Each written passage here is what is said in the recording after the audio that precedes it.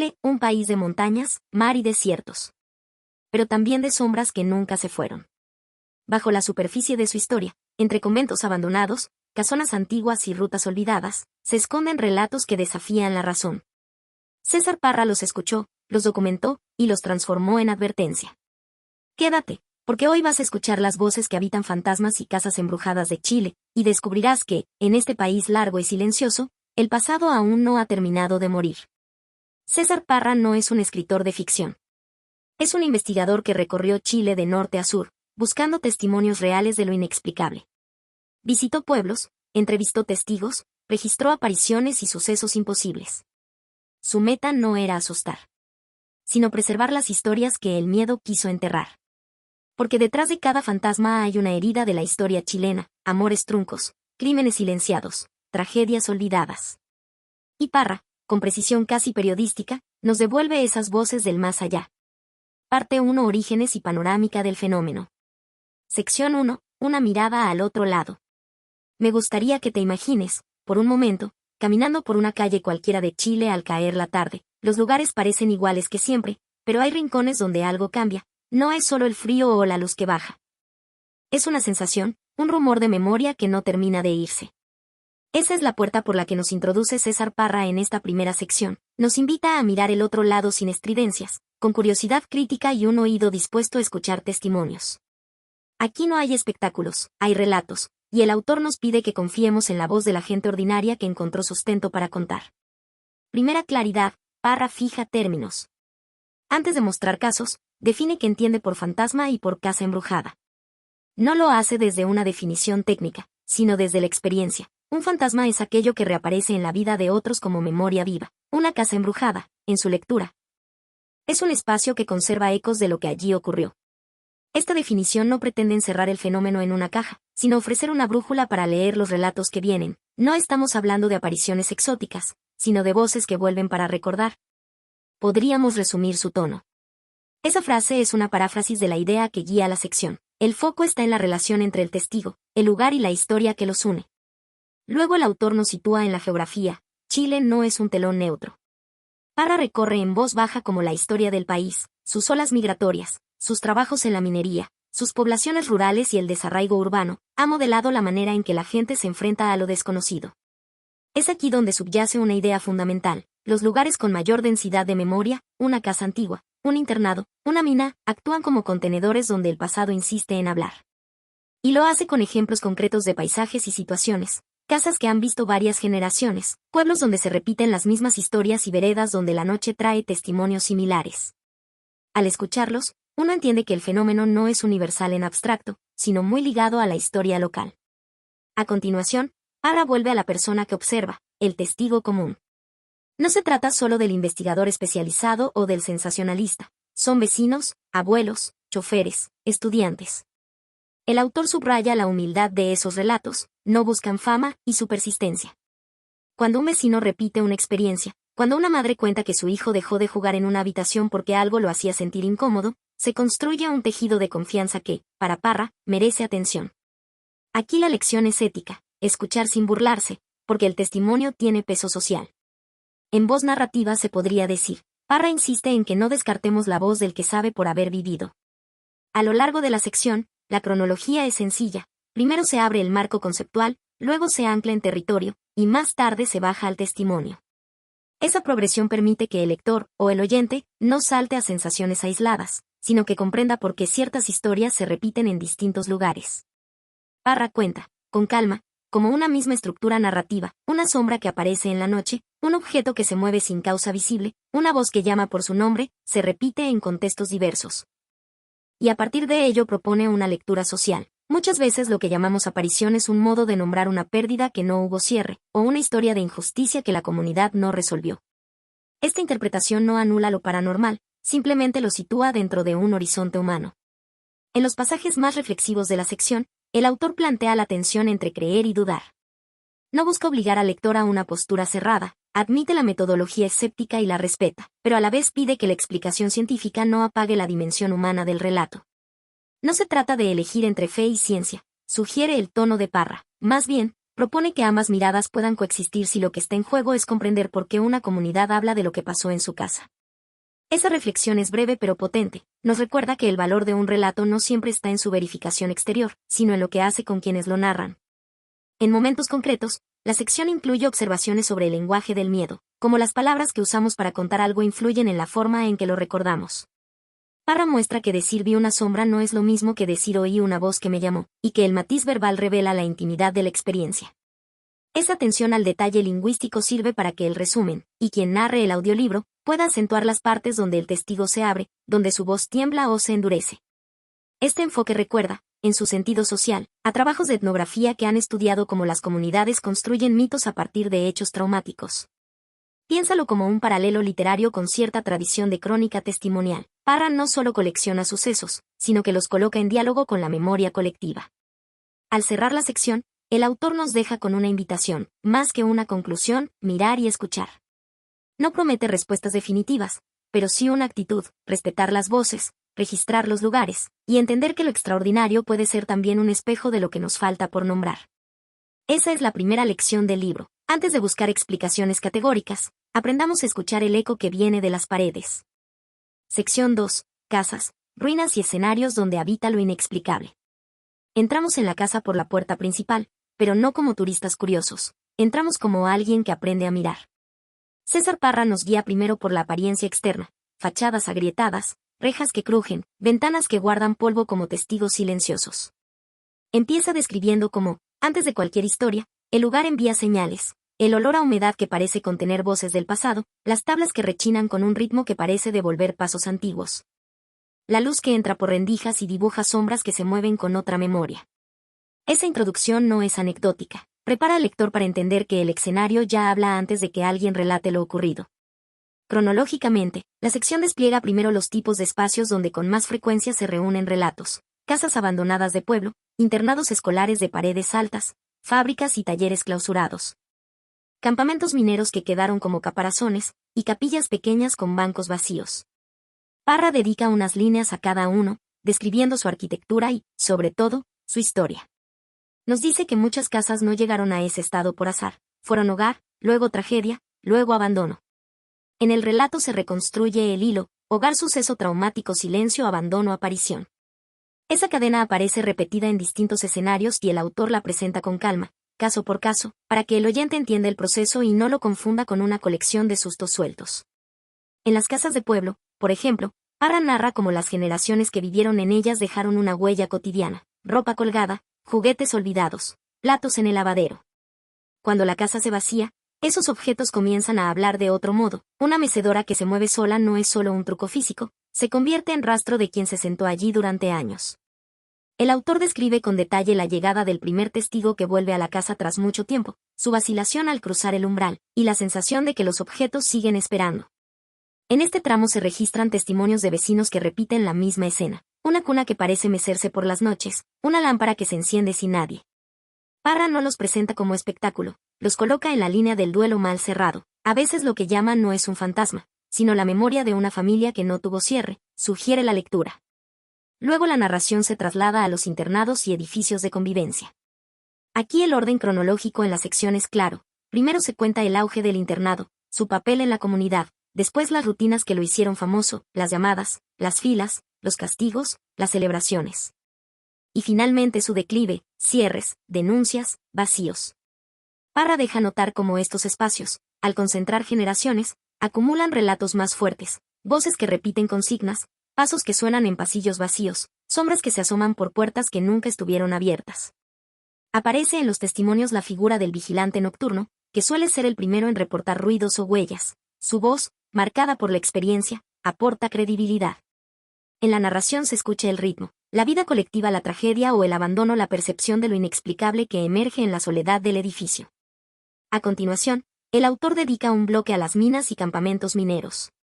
Cronológicamente, Parra describe primero la expansión minera, las promesas de empleo, las veladas compartidas en la cocina del campamento, y luego los accidentes, los cierres abruptos y las comunidades desdibujadas.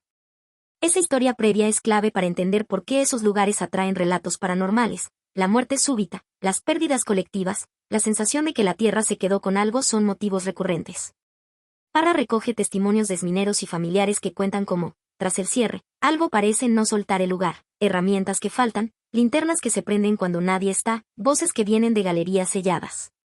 En la narración se insiste en que la presencia del peligro y la explotación prolongada dejan una marca social que se transmite en relatos orales. Allí donde la tierra cobró vidas, la memoria insiste en regresar.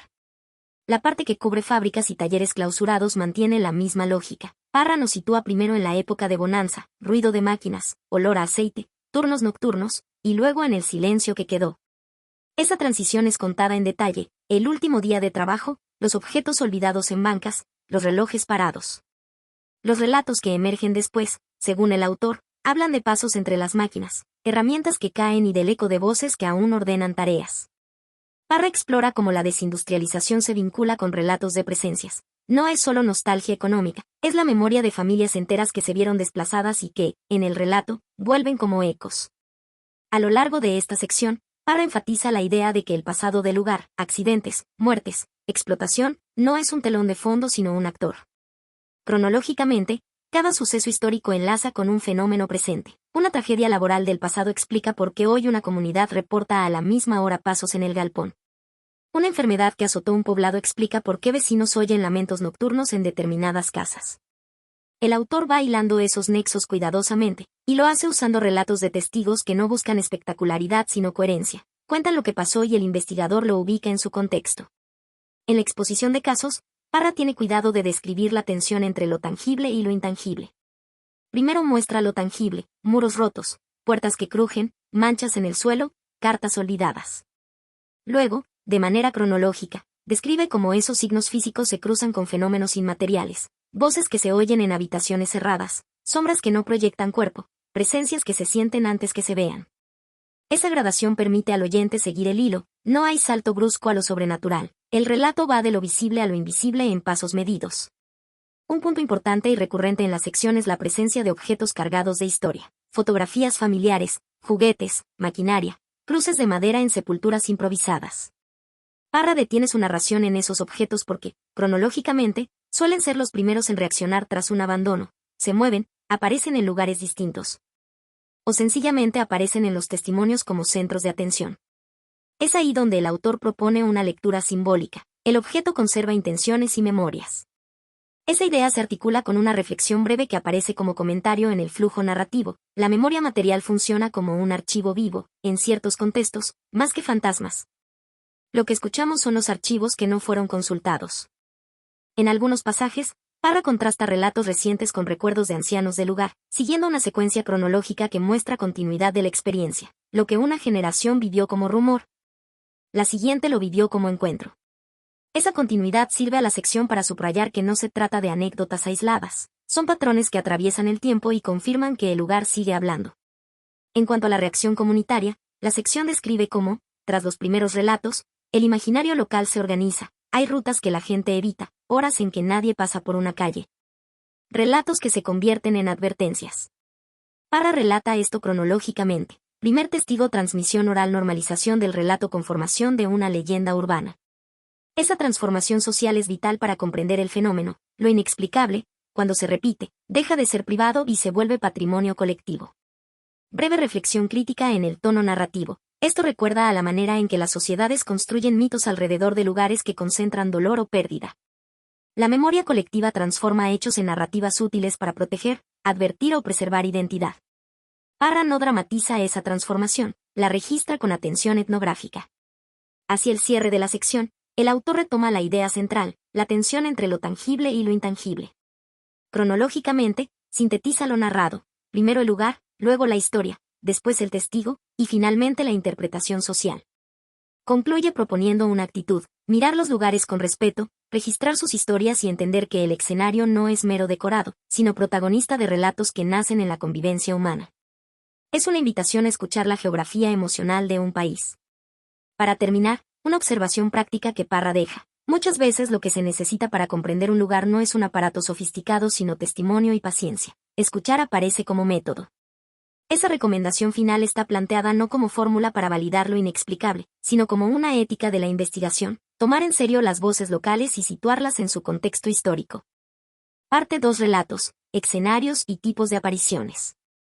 Sección 3. El espectro que vuelve. Hay apariciones que no buscan asustar. No traen consigo el frío del infierno ni el rugido del ultramundo, sino el eco de algo pendiente. En esta parte del libro, César Parra nos lleva a conocer esos casos en los que el muerto, si es que podemos seguir llamándolo así, regresa. Y no lo hace para provocar terror, sino porque algo, allá en el fondo de su historia, quedó sin resolver. El autor comienza relatando que en Chile, tierra de contrastes entre lo sagrado y lo cotidiano, es común escuchar de almas en pena que se dejan ver al borde del camino o junto a las viejas casonas coloniales. Se trata de figuras humanas, con formas definidas, muchas veces reconocibles. No son sombras difusas ni luces flotando, tienen rostro, cuerpo y hasta gestos familiares. Parra comenta que algunos testigos aseguran haberlos visto como si fueran personas vivas, solo que más pálidas y con una mirada que no se olvida. En varios pueblos del sur, relata el autor, se repite la misma escena, una figura que aparece justo antes del amanecer, camina con paso lento y, al girar, deja ver un rostro conocido. En una ocasión, en las cercanías de Osorno, una mujer vio a su esposo muerto hacía 3 años, parado frente al portón. No me habló, contó ella, pero con su sola presencia me pidió algo. Esa frase resume, en cierto modo, la esencia de estos encuentros. Los espectros no siempre hablan con palabras, pero comunican algo que los vivos perciben en lo más profundo. El autor profundiza en esa idea, los muertos vuelven por motivos concretos. Algunos buscan entregar un mensaje, otros reclamar una promesa no cumplida o advertir sobre un peligro. Pero también los hay que regresan movidos por la culpa, incapaces de descansar porque algo en su vida quedó torcido.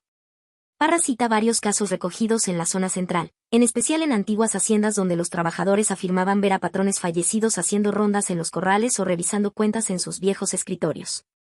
Uno de ellos, cuenta el libro, era visto cada año en la misma fecha, con su sombrero negro y el mismo gesto severo con que revisaba a los peones. Es en estos relatos donde el miedo se transforma en compasión. Los testigos no siempre corren ni gritan, muchos se quedan inmóviles, intentando entender. Porque ver a alguien que ya murió no solo desafía la lógica, también remueve la conciencia. Algunos sienten culpa, otros ternura. Una mujer de Chillán, al ver el espectro de su madre fallecida, dijo, no era terror, era como si viniera a decirme que todo estaba bien. El autor interpreta estas manifestaciones como una forma simbólica de comunicación entre mundos. Afirma que, aunque cada caso tiene su particularidad, en todos se repite un mismo patrón, la persistencia del vínculo humano más allá de la muerte. Y aquí Parra se detiene en una reflexión sencilla pero profunda. Quizás los muertos vuelven porque nosotros no los dejamos ir del todo. Esa frase flota como un suspiro en el aire, y deja al lector con una mezcla de melancolía y respeto por lo desconocido. En los pueblos del norte, el patrón cambia. Allí los espectros parecen menos familiares y más errantes. Son figuras que cruzan caminos polvorientos o se asoman en antiguas oficinas salitreras abandonadas. Algunos mineros contaron haber visto compañeros que murieron en explosiones décadas atrás, caminando entre los socavones, como si siguieran trabajando. Parra narra con delicadeza uno de esos casos, donde un obrero solitario vio a su compañero perdido en un derrumbe. Lo vi salir del túnel con la linterna encendida y el rostro cubierto de polvo. Cuando quise hablarle, desapareció entre el humo. El escritor reflexiona que estas apariciones no solo evocan fantasmas personales, sino también memorias colectivas, tragedias, olvidos y heridas del país. Las almas que vuelven no son solo individuos, sino representaciones de una historia que Chile, a veces, prefiere no mirar. Otro aspecto que destaca Parra es la forma en que los testigos describen la experiencia. Algunos dicen que no vieron nada concreto, pero sintieron una presencia tan intensa que no podía ser confundida con la imaginación. No lo vi, pero sabía que estaba ahí, dicen muchos. En este punto, el autor señala algo curioso. No todos los fantasmas se aparecen para ser vistos, algunos se manifiestan para ser sentidos. Es el frío repentino en una habitación cerrada, el olor familiar que se cuela en la madrugada, el murmullo que pronuncia nuestro nombre en voz baja.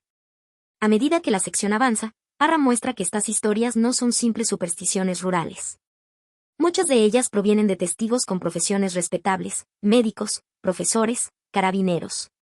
Personas que no buscaban fama ni crédito, solo entendimiento. Esa mezcla entre lo racional y lo inexplicable es uno de los pilares del libro. César Parra cierra esta sección con una observación que deja pensando, los fantasmas no siempre buscan ser temidos, a veces solo quieren ser recordados. En esa frase, el autor condensa toda la humanidad que hay detrás del miedo. Porque, al final, los espectros que vuelven son reflejos de lo que fuimos, de lo que amamos, y de lo que nos negamos a olvidar. Sección 4. Presencias, luces y formas sin rostro. En esta sección, César Parra abandona las apariciones clásicas de espectros con figura humana y se adentra en un territorio mucho más ambiguo, casi imposible de definir. Habla de aquello que no tiene rostro, de las luces que se mueven en la noche sin razón aparente, de las sombras que parecen observar sin ojos y de las presencias que se sienten más que se ven. Desde las primeras líneas el autor advierte que no todo lo que asusta proviene de los muertos, y que el miedo verdadero muchas veces surge cuando no logramos darle nombre a lo que tenemos enfrente. La narración se abre con relatos de fenómenos lumínicos, esas extrañas esferas de luz que se han visto flotar en los campos del sur de Chile o entre las quebradas del norte. Parra los describe como fuegos que respiran, luces que parecen tener voluntad, moviéndose de manera inteligente entre los árboles o sobre los cerros. En varias zonas rurales se las conoce desde hace generaciones y se las llama simplemente las luces. Algunos campesinos aseguran que son almas en tránsito, mientras otros las relacionan con antiguas creencias mapuches, donde los espíritus se manifiestan a través de energía pura, sin forma humana. El autor narra el caso ocurrido en las cercanías de Puerto Montt, donde una familia vio, noche tras noche, una esfera azulada que descendía desde el bosque hasta el patio de su casa. No hacía ruido, cuenta el testigo, pero uno sentía que lo miraba. Esa frase condensa el desconcierto que domina esta sección, la sensación de ser observado por algo que carece de ojos. Parra apunta que este tipo de apariciones desafían incluso la idea tradicional de fantasma, pues no reproducen una figura humana ni parecen tener una historia que las justifique. Son fenómenos que existen por sí mismos, sin relato previo, y justamente por eso resultan más inquietantes. En otro pasaje, el autor relata cómo en una antigua mina abandonada de Copiapó, los trabajadores que ingresaban a revisar los túneles reportaron luces pequeñas que se encendían y apagaban, flotando a pocos metros del suelo. Cuando las perseguían, desaparecían sin dejar rastro. Uno de ellos juró haber sentido un golpe de aire caliente justo antes de que la luz se desvaneciera, como si algo hubiera pasado a través de él. No era una linterna, ni reflejo de nada. Era algo vivo, pero sin cuerpo, recuerda. Aquí Parra introduce una reflexión que da un tono casi filosófico a la narración. Lo que realmente nos perturba no es la muerte, sino la falta de identidad. Cuando un fantasma tiene rostro, nombre o historia, el miedo se mezcla con comprensión, pero cuando la presencia no tiene forma, cuando ni siquiera sabemos si es humana o natural, el terror se vuelve existencial. Lo desconocido absoluto es el espejo donde se refleja nuestro propio vacío, escribe el autor. A lo largo del capítulo, surgen testimonios de luces y presencias vistas también en casas antiguas o carreteras solitarias. En la zona de Curicó, varios conductores contaron haber visto una figura luminosa que seguía a los autos durante varios kilómetros, cambiando de tamaño y posición, hasta desvanecerse sin explicación. Un hombre relató que al llegar a su casa notó que el motor de su vehículo seguía caliente como si hubiera cruzado fuego.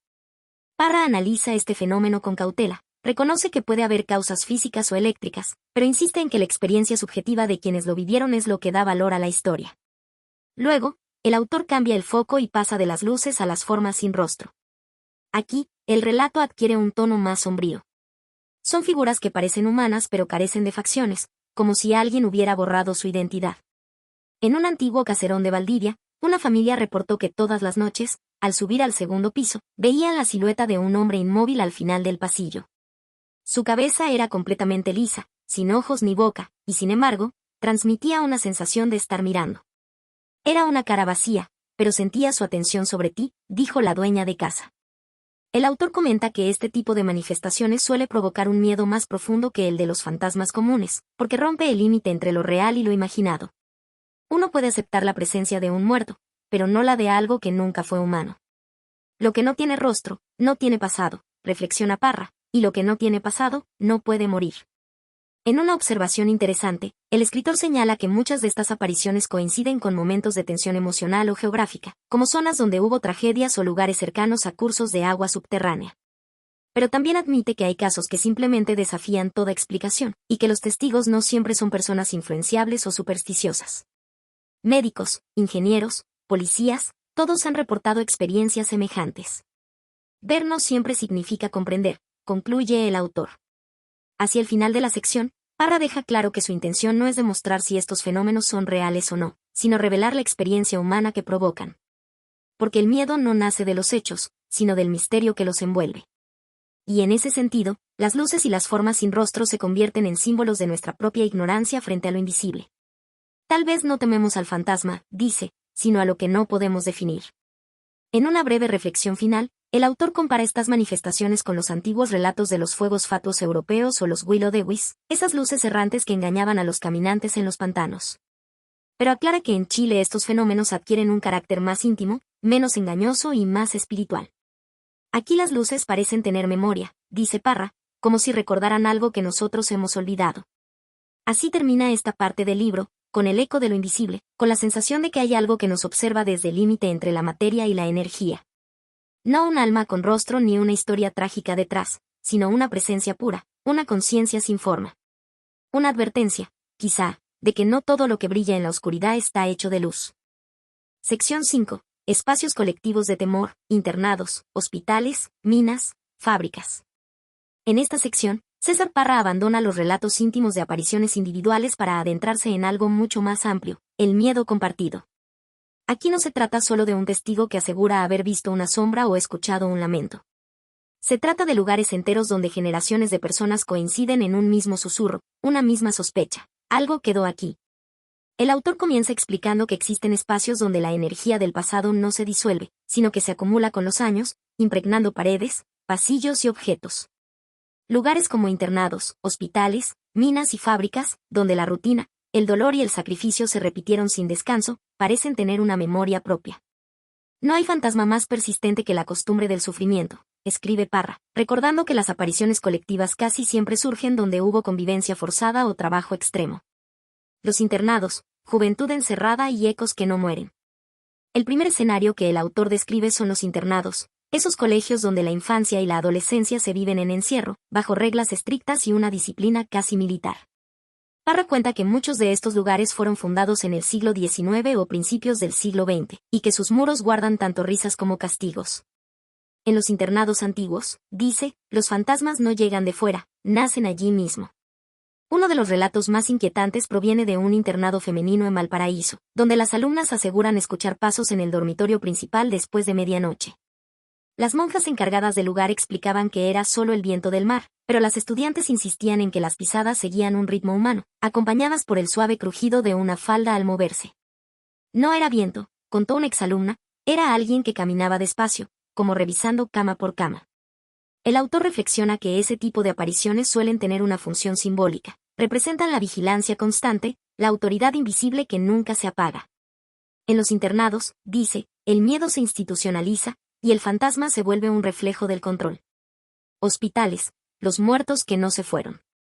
Parra pasa luego a los hospitales, esos edificios donde la línea entre la vida y la muerte se vuelve tan delgada que, según él, a veces los muertos no se dan cuenta de que ya cruzaron.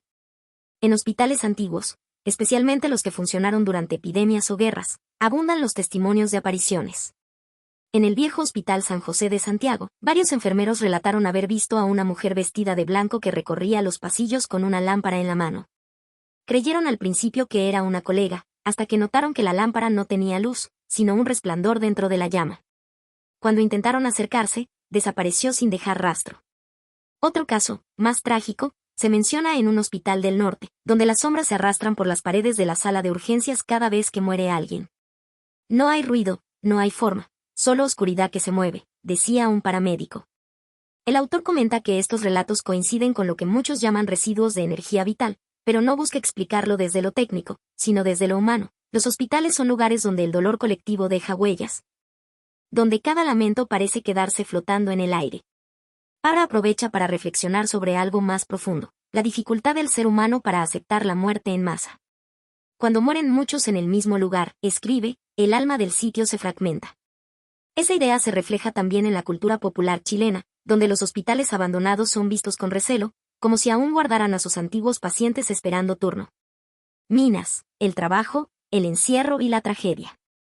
El tono se vuelve más oscuro cuando el autor entra a las minas, lugares donde la tierra parece tragar no solo cuerpos, sino también esperanzas.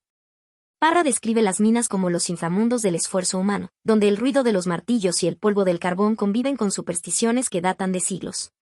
Uno de los testimonios más impactantes proviene de Lota, en la región del Biobío. Allí, los mineros hablaban del diablo del carbón, una presencia invisible que se manifestaba cuando alguien trabajaba en exceso o desobedecía las normas del turno. Se sentía un resoplido caliente detrás del cuello, como si algo respirara desde la oscuridad, narró un antiguo obrero. Algunos lo interpretaban como una advertencia, otros como castigo.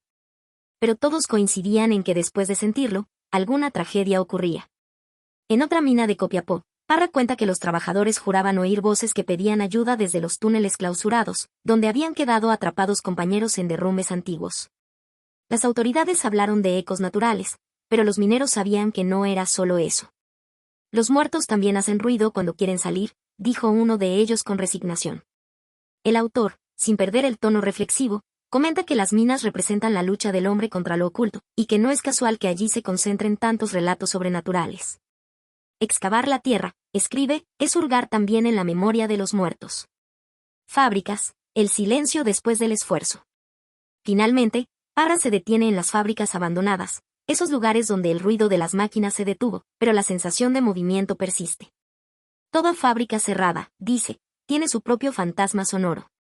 Los obreros que vuelven a visitar los antiguos galpones dicen escuchar los engranajes girando, los golpes del martillo, o incluso voces que ordenan el trabajo, como si el tiempo no hubiera avanzado.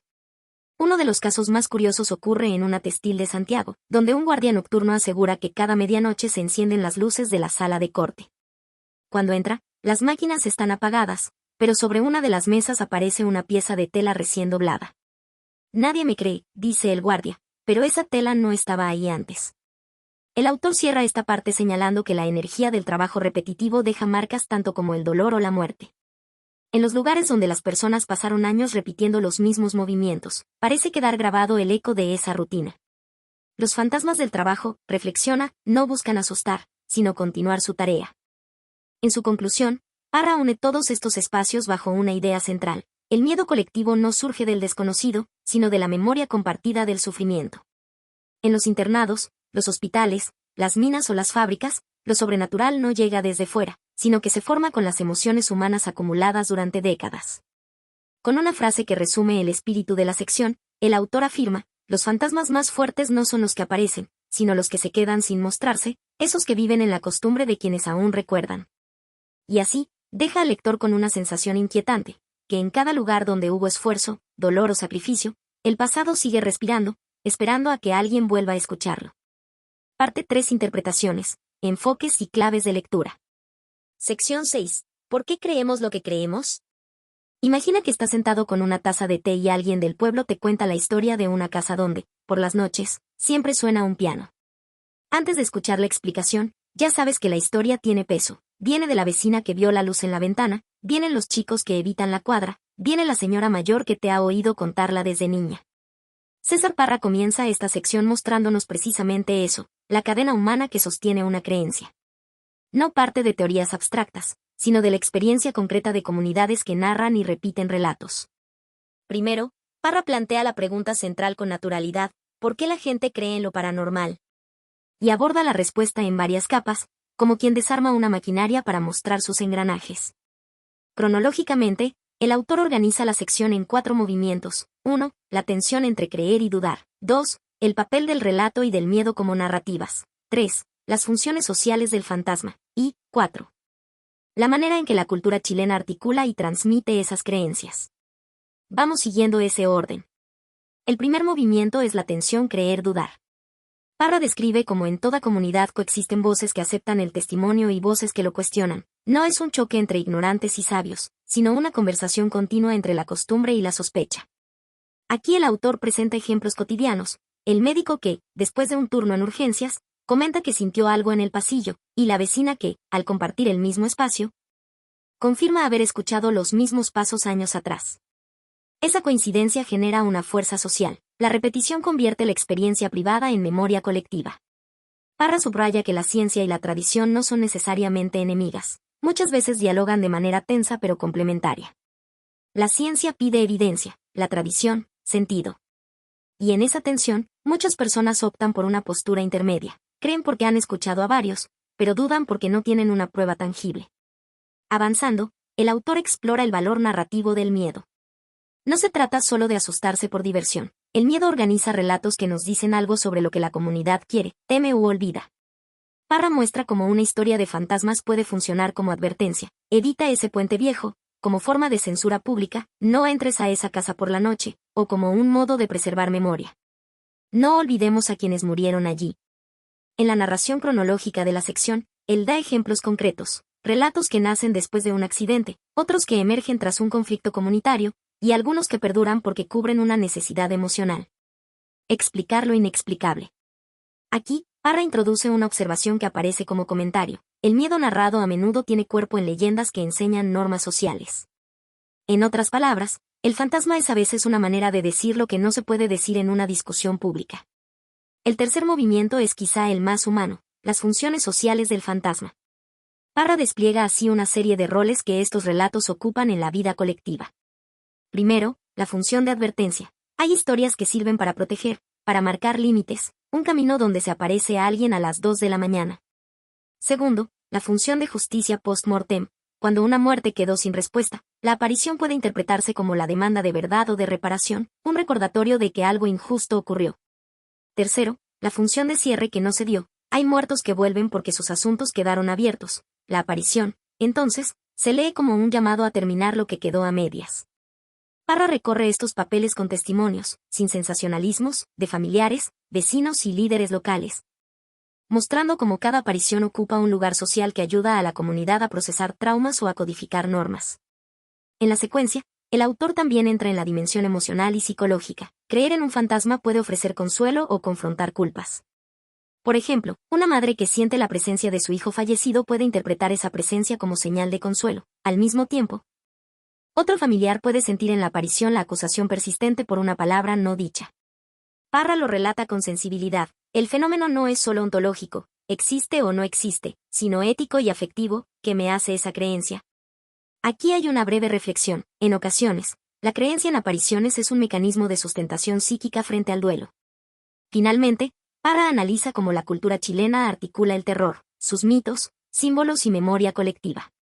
Cronológicamente, presenta primero las raíces históricas, leyendas campesinas, mitos preexistentes, tradiciones religiosas, y después cómo estas formas se amalgaman con sucesos modernos, urbanización, desplazamientos, tragedias colectivas.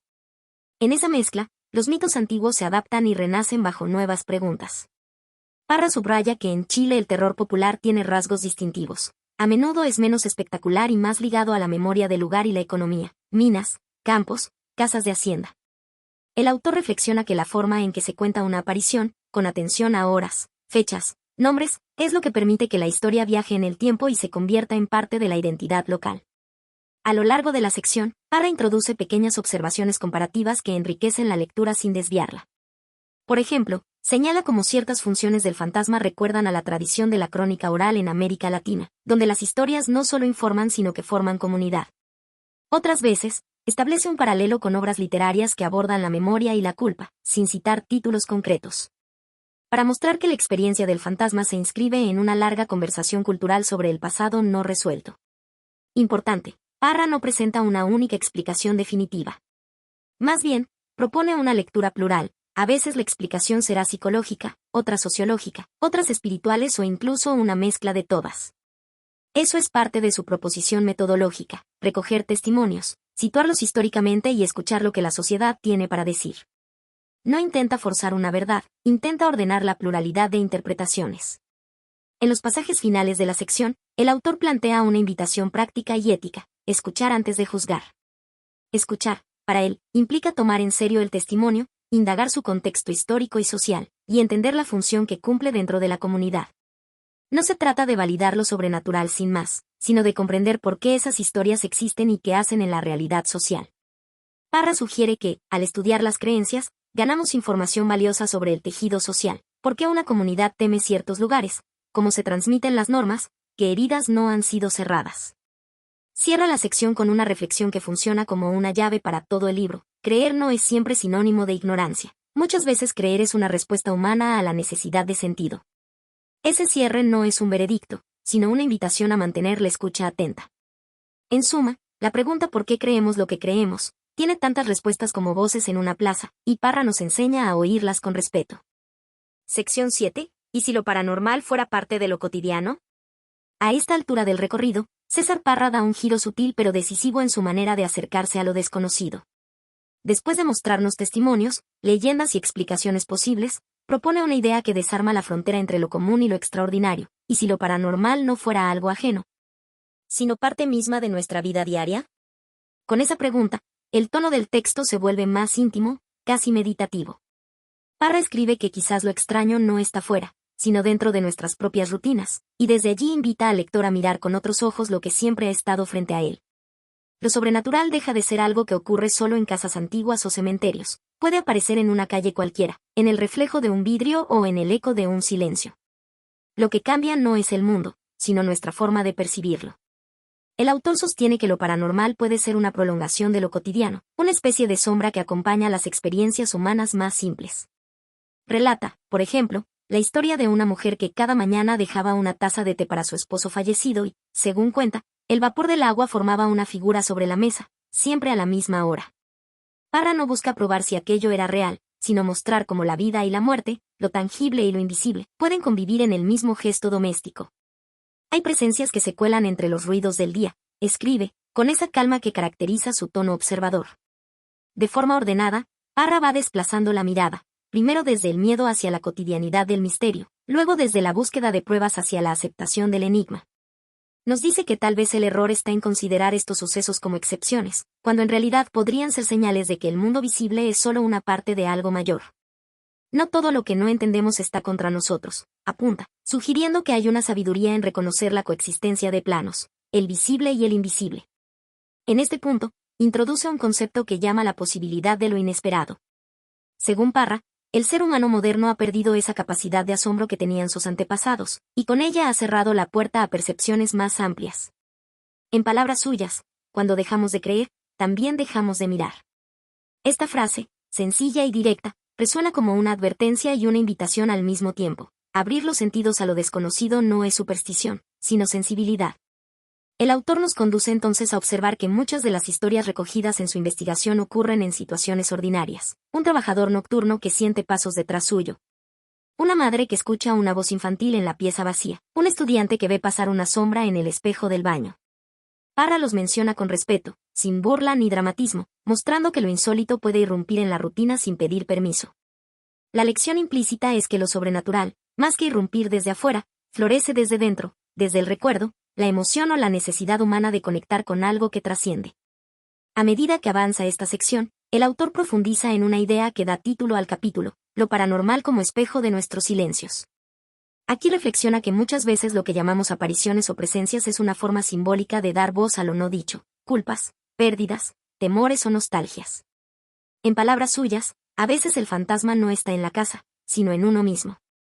Esta frase resume de manera poética la mirada madura del texto. El misterio no se opone a la razón, la completa.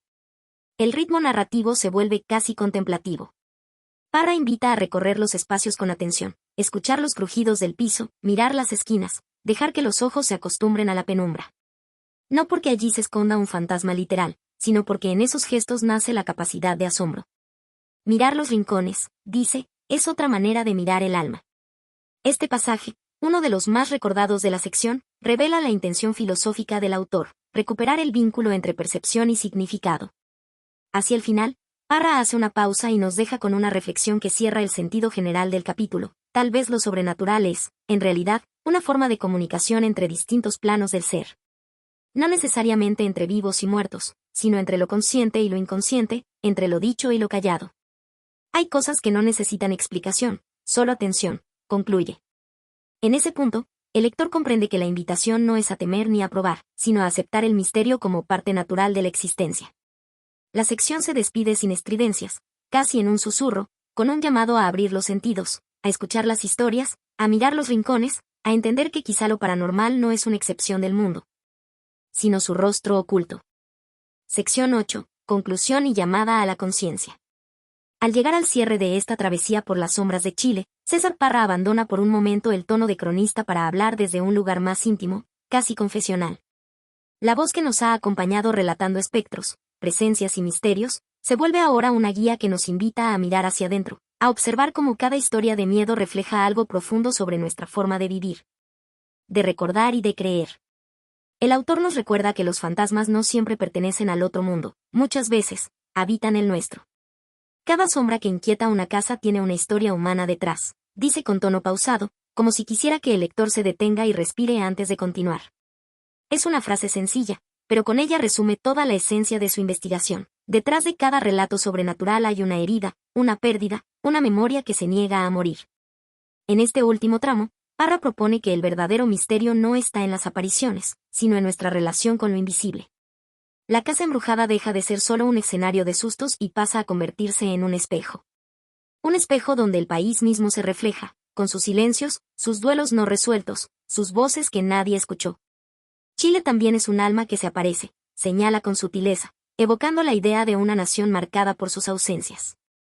A través de esta mirada, el autor nos lleva a comprender que escuchar es un acto de respeto.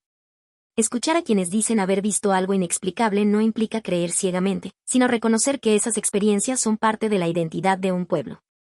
No se trata de probar o refutar, sino de abrir un espacio donde lo extraño tenga derecho a existir. No se burla quien entiende que el miedo también es cultura, dice Parra, y en esa frase late una defensa de la oralidad popular, de las voces que desde los campos, los pueblos o las calles de Santiago han contado sus encuentros con lo imposible. En este punto, su mensaje se vuelve más filosófico. Nos invita a mantener viva la curiosidad, pero acompañada de respeto. Habla de los lugares, casas antiguas, hospitales abandonados, caminos rurales, como si fueran organismos vivos que guardan recuerdos. Advierte que cada sitio tiene su propio silencio, su propia energía, y que irrumpir en ellos sin cuidado puede ser, en cierto modo, una falta ética. El miedo, en este sentido, no es solo emoción, sino advertencia, un llamado a mirar con humildad lo que no comprendemos. Luego introduce una reflexión que atraviesa todo el cierre, lo paranormal como metáfora. Según él, lo sobrenatural nos habla, sobre todo, de lo que hemos perdido o de lo que no queremos ver. Los fantasmas, dice, nos visitan cuando olvidamos demasiado rápido. Son símbolos de la memoria y del duelo, pero también del deseo de redención.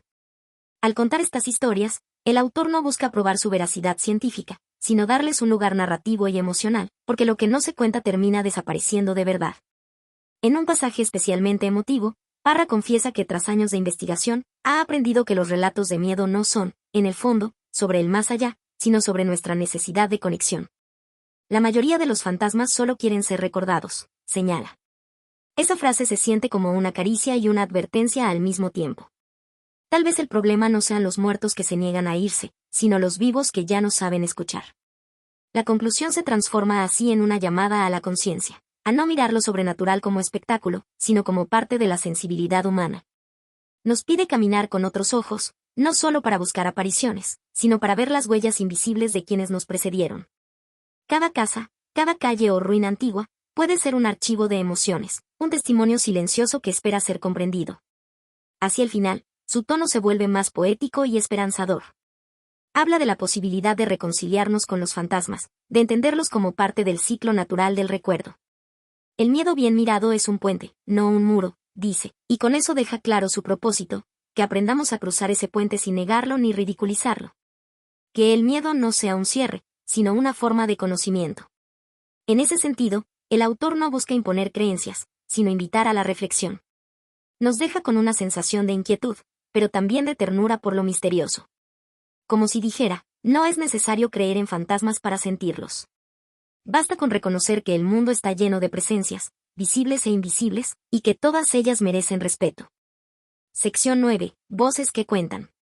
En esta sección, César Parra nos invita a escuchar directamente a quienes han experimentado lo inexplicable, trasladándonos de la narrativa analítica a la fuerza de la palabra viva. De la voz personal que nos transmite miedo, asombro y desconcierto.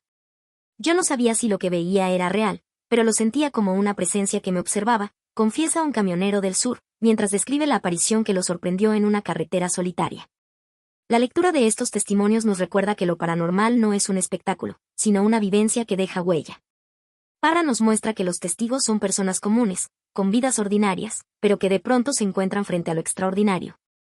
Hay camioneros que han visto figuras fugaces entre la neblina de los caminos, guardias de hospitales que escuchan pasos donde no hay nadie, enfermeras que sienten presencias junto a pacientes que ya no están, y jubilados que relatan cómo objetos se movían solos en sus casas. Cada testimonio tiene su propia textura. Sentí un frío intenso y luego escuché mi nombre susurrado, pero no había nadie allí, relata una enfermera de Santiago, capturando la tensión y la incertidumbre que define estas experiencias.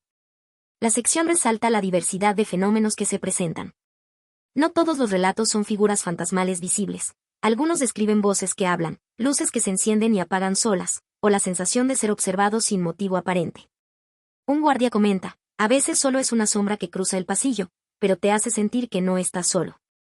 Y no importa cuánto trate de racionalizarlo, el escalofrío permanece.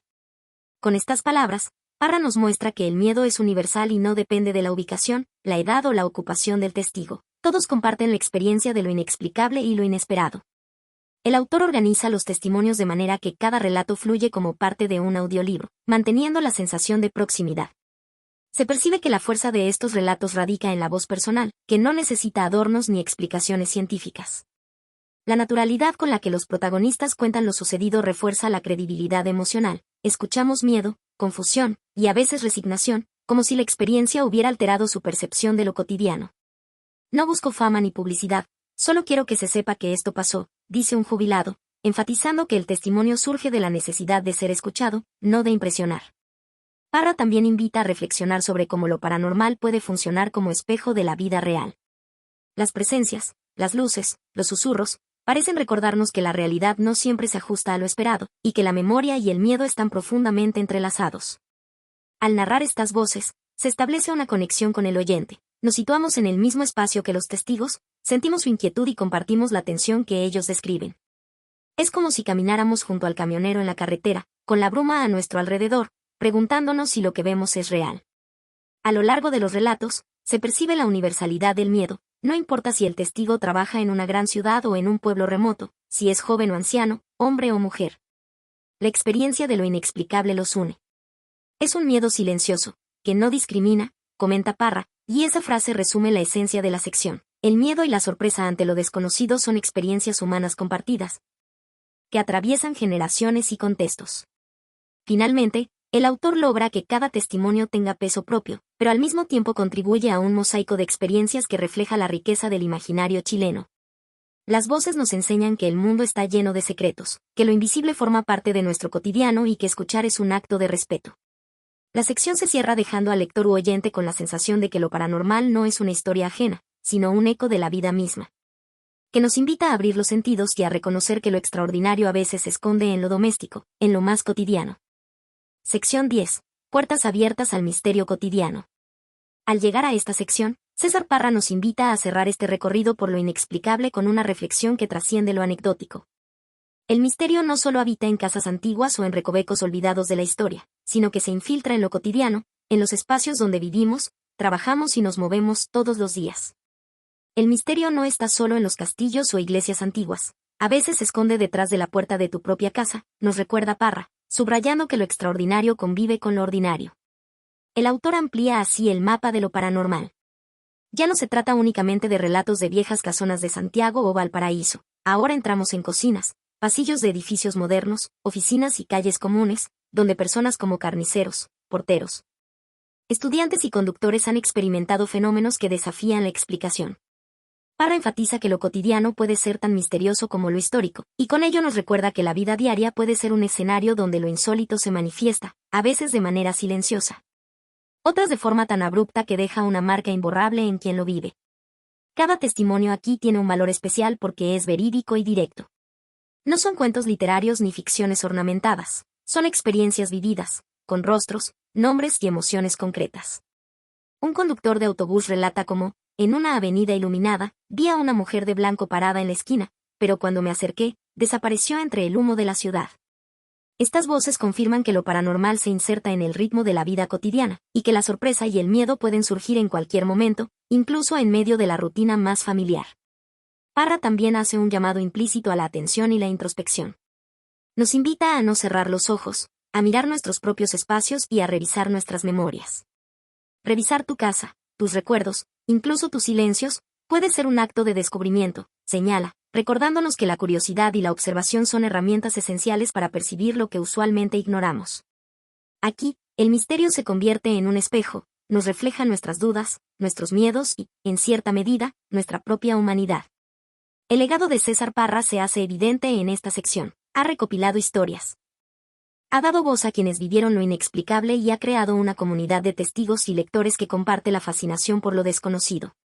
La sección cierra el segundo libro destacando que, más allá del entretenimiento o del susto momentáneo, existe un valor cultural y social profundo en escuchar estos relatos. Al contar lo que vimos, al compartirlo, construimos un puente entre lo ordinario y lo extraordinario, afirma el autor, invitando al lector a mantener abierta la puerta hacia lo insólito, hacia la experiencia de lo que no se explica pero se siente.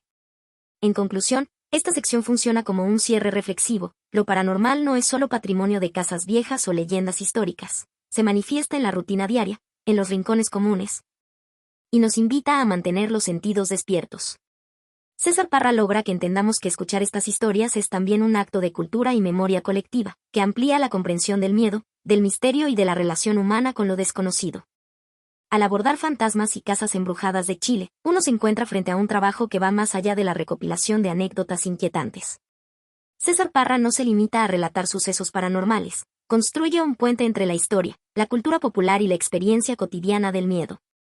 La obra puede leerse como un estudio sociocultural del fenómeno paranormal, donde lo narrativo y lo testimonial se funden para ofrecer una perspectiva de cómo los chilenos perciben y viven lo inexplicable. Desde un enfoque teórico, el libro puede vincularse con las ideas de Michel de Certeau sobre la práctica cotidiana y la invención de lo cotidiano. Parra muestra que lo extraordinario se infiltra en la rutina diaria. No se limita a espacios especiales o antiguos.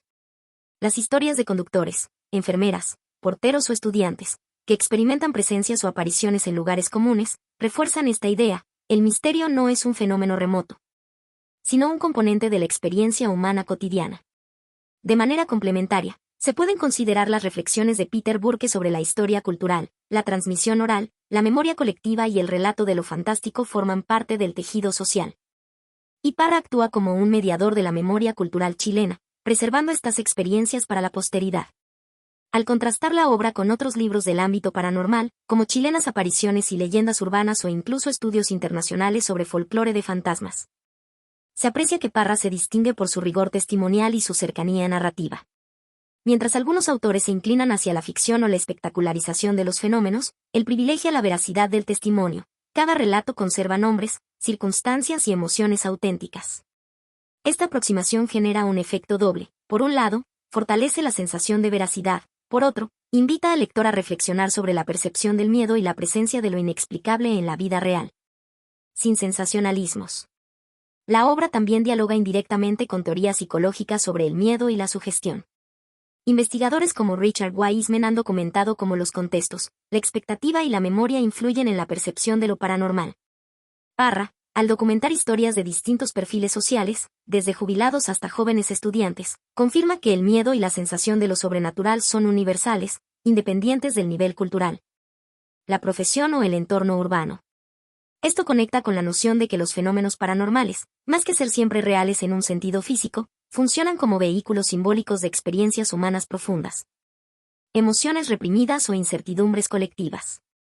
Al momento de su publicación, el libro tuvo una recepción favorable entre el público interesado en lo paranormal y la historia local.